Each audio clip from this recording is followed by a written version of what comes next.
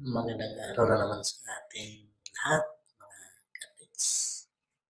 Mga guys, meron tayong isang panibagong video tutorial. Ito po ay tungkol sa isang virtual box ng ating latest na Windows ngayon, Windows 11 guys. Ito po guys, unang gawin natin is mag-download tayo ng Virtualbox. Ito guys, ito po yung download natin sa kanyang site. Punta tayo sa Google Chrome. At ito, biyahin lang natin ito. At hanapin natin yung ating nais i-download na compatible na version ng ating latest Windows ngayon. Windows 11. Kasi yung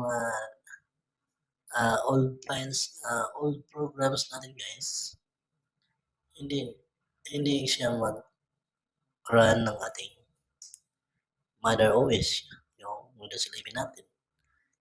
Kaya guys, hanapan natin yung paraan para maging smooth ang ating dating mga ginagamit na mga programs. Ito po guys ay isang Virtualbox 5.0.44. So, hanapin natin guys sa ating website na pinuntahan natin. Napakasimple lang guys. So, ganun po natin ang aking ginawang video. Baka sakali magkatulong sa problema nyo. Hanapin natin. At ito na. Virtualbox 5.0. At i-click lang natin yung Windows host. Ayan. Nagsisimula na siyang nagda-download guys. At pagkatapos nito guys, makikita na natin ang download natin sa ating download folder na doon sa ating drive C. Okay.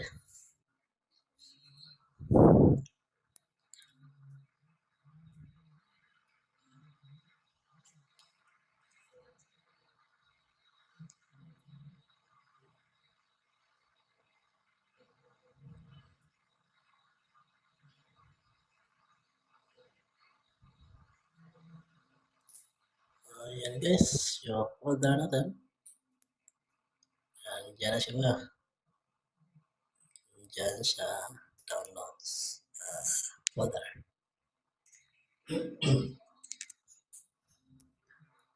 Ngayon, atin ang simulan ang ating installation process ng ating Virtualbox. Kaya, panoorin niyo po guys. Alam kong marunong naman yung iba dyan. Ito po yung reference lang po. Yan na guys. Gawin lang natin is next natin. Like next. And then,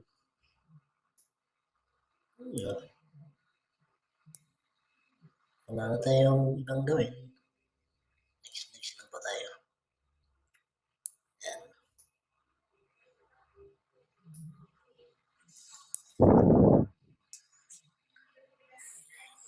Okay, click install. So, para mag-install, click natin yung next. Yan.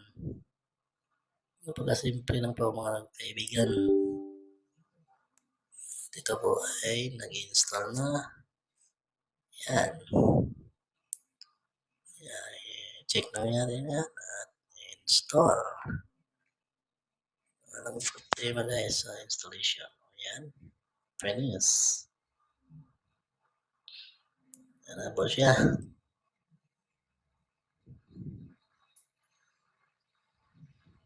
Ngayon, Ito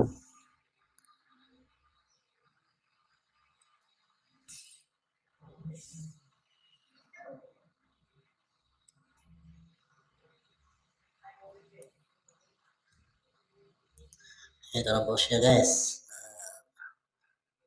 Pumunta naman tayo sa bagong install natin. Kasi meron na tayong na-create na BDI files. Dati nating BDI, hindi pa natin ina-upload ang ating Windows. So, simple lang. I-attach lang natin kung saan siya nakalagay. Siyempre, sa ating name nito, ito ang bahala. Walang problema. Kasi pangalanan niya. Importante, basta hanapin natin yung Windows XP 32-bit. Yan ang importante. At dito naman po sa kanyang memory, kailangan natin maglagay ng ano gusto mo. Kung malaki naman yung memory, pwede ibigyan mo ng 1 gig. Nasa sa inyo na yan. Pwede na 500. Depende sa inyo paglalagay. Yan, panoorin niyo guys. Ano ang ating ilang bytes ang nilagay natin. Ito, 5 lang. Pwede na yan. Hindi naman palaging ginagamit natin yan. Okay.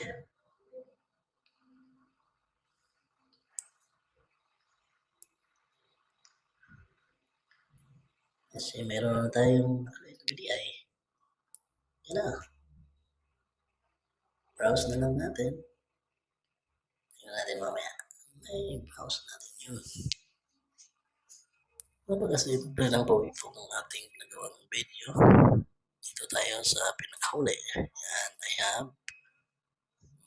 Click natin yung arrow na may green. Dito naman tayo humahanap ng drive kung saan natin nilagay, nakasave yung ating lumang BDI. Yan guys.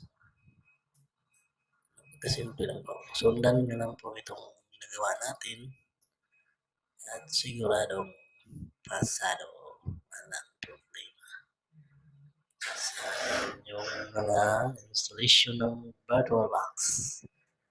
Yan. Next naman siya. Click create.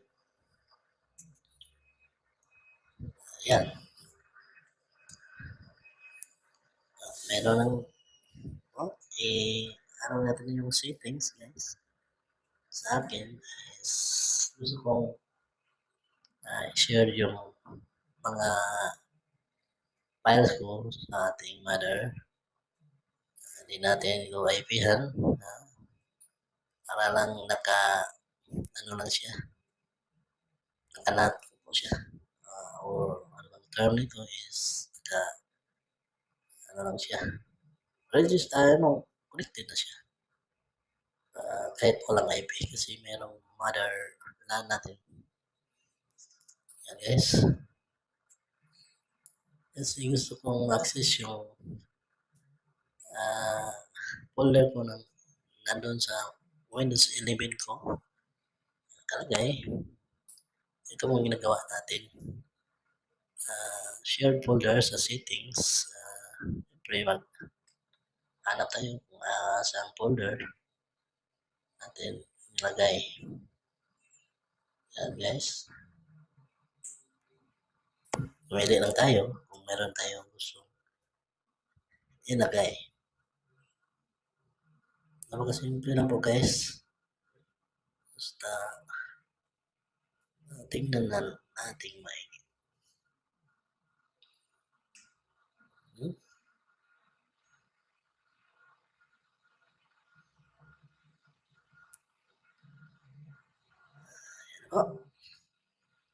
At syempre, click natin yung auto mount para start na natin Windows XP Virtual.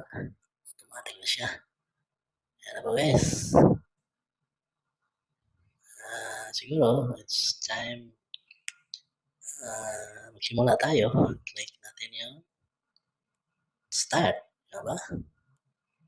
Ano lang itong ginagawa natin guys. Sa mga beginners, kailangan yung matutunan po ito. Yung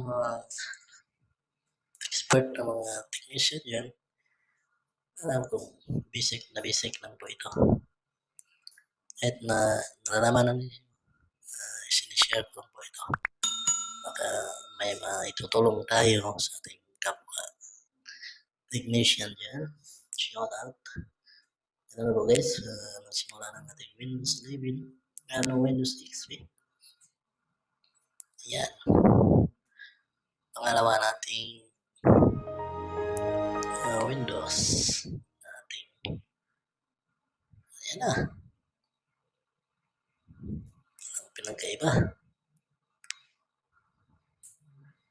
Basta ang importante po guys is download natin yung Virtualbox na 5.0.44. Yan po ang importante. Kasi yung ibang version is mayroong error kasi pag attach natin ng shared folder, ayos siya kasi hindi compatible. Yan. Sa mga hindi pa nakapag-subscribe dyan, please subscribe now para may kunting tulong naman sa akin. At syempre, pag meron tayong bagong video na i-share, updated kayo. At makikita nyo at malalaman nyo kung ano pa magiging update ng ating video tutorial at iba pang mga video sa ating YouTube channel. Okay guys, siguro medyo mahaba ng ating video at salamat sa inyong time sa panonood at magandang araw ulit sa ating lahat at sana po ito ay nakapagbigay aral sa sino mang nanonood ngayon at gustong matuto. Salamat sa panood once again. Thank you. God bless us all and have a nice day or this day and maybe in the coming days that we are breathing and have a wonderful